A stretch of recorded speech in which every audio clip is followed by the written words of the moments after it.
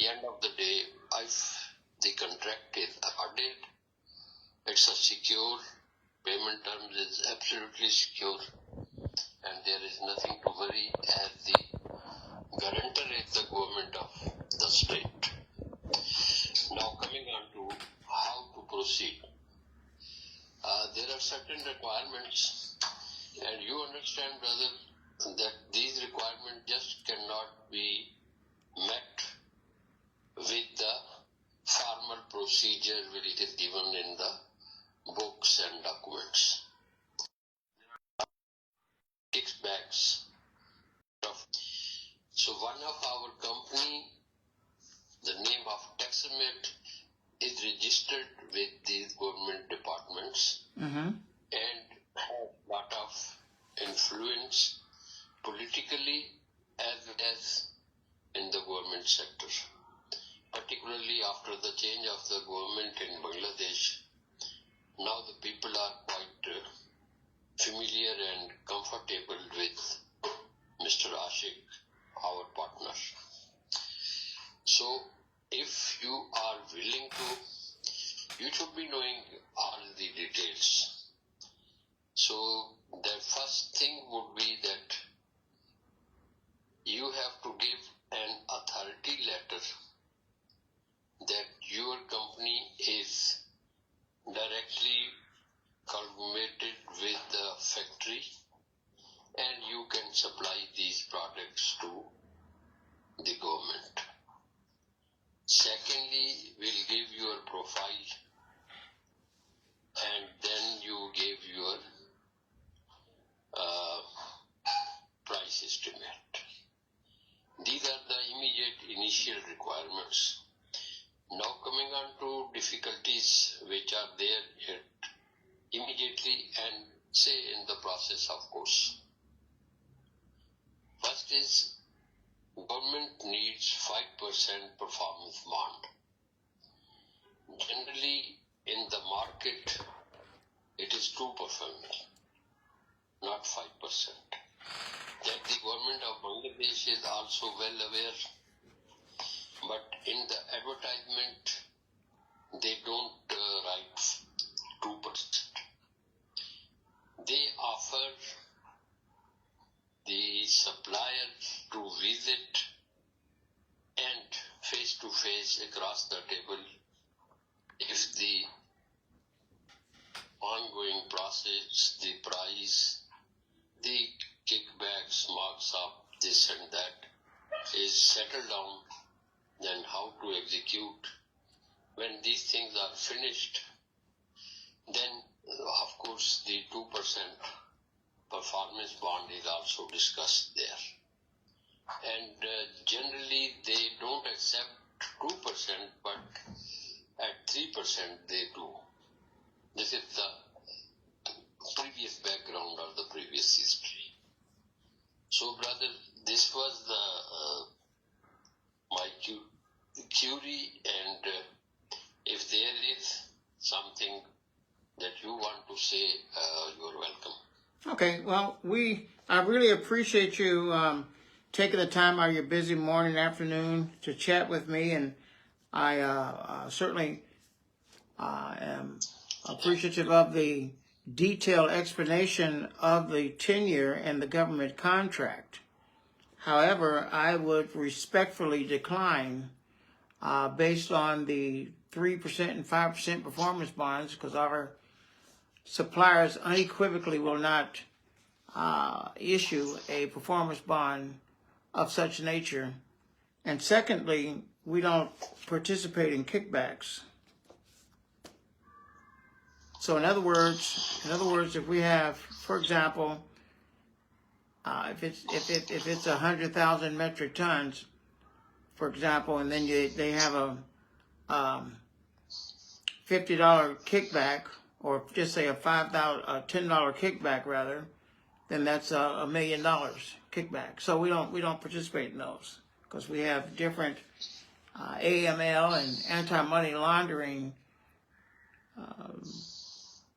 terms that we have to meet with as well as audits. So we wouldn't be able to participate at this time. We would, however, participate in a regular, ordinary deal where we are providing goods to individual companies, which may in fact be a better choice, not only because it's a straightforward deal, but the timeline of execution is very short. So this government transaction might take months to close if you got through it. But at any rate, my question is, do you have any individual fulfillments by individual companies or persons that's bringing it in, or people who are participating in the tender that just need to have it fulfilled?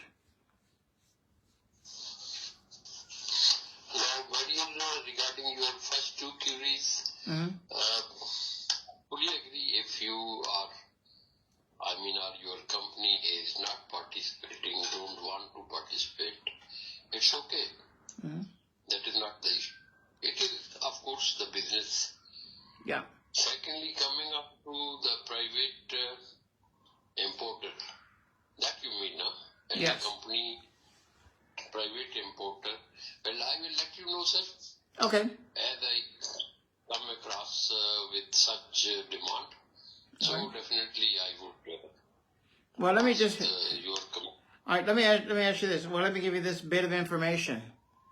Ibex Global, we have a conglomerate which enables us to offer below market rates, meaning that this fortified soybean oil, fortified with vitamin A, vitamin D, or vitamin B, we would still be able to supply it at approximately $850 per metric ton, which is well below many of the 10-year bids as it is. So with that being said, you're welcome to take that knowledge with you, and if you could utilize it, then fine. But we would put an offer in of $850 per metric ton. For CIF Chittagong? Pardon me? CIF Chittagong? Yes, CIF. Yes. Including shipping costs, insurance, and freight. $850. Yeah. Okay. I will let you know, sir. Okay. All right. Hope I get some demand, then I will get back to you. All right. Thank you very much. Thank you for your time. All right. And now we will have a good company. Yeah. All right. Thank you. Cheers.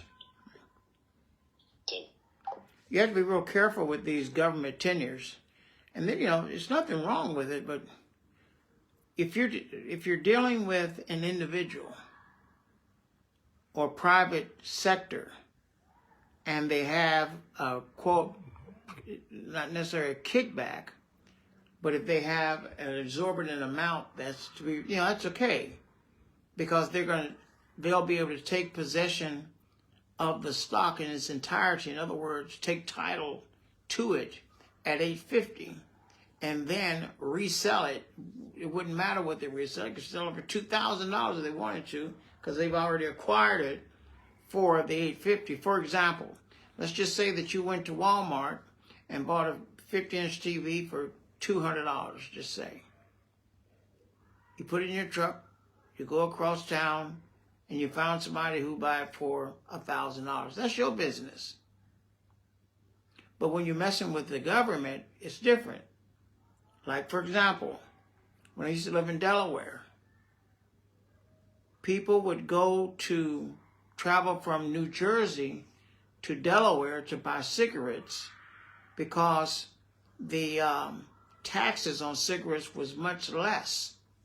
They would come to Delaware to buy cartons and cartons of cigarettes and go back to New Jersey and sell them for lower than the market price, but make a profit. And that was illegal. But people did it all the time. Well, I lived in Delaware, so I didn't have to worry about that. But at any rate, you've got to really keep your ears chipper in case you run across a situation like this. And this is what ibex Global does. We teach you and hip you to what's going on. In other words, you don't get in trouble, because one deal could ruin you, and also one deal could put you in a pretty good situation. You know, so I'm hoping that you're finding value watching the videos and so forth. But I truly believe that a hands-on experience, instead of watching videos alone, will make an extreme impact on your learning curve. So, what do you think? Give us a call. And also consider this. Consider this. If you close one deal,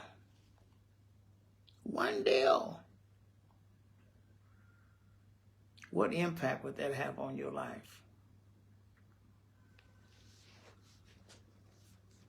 Talking about a learning curve. If you can cut your learning curve from a year, 2-3 years, into 2-3 months, would you do it?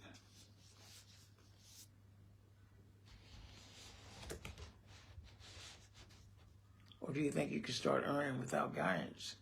But, you know, check it out. Let us know. Hope you learn it. Cheers.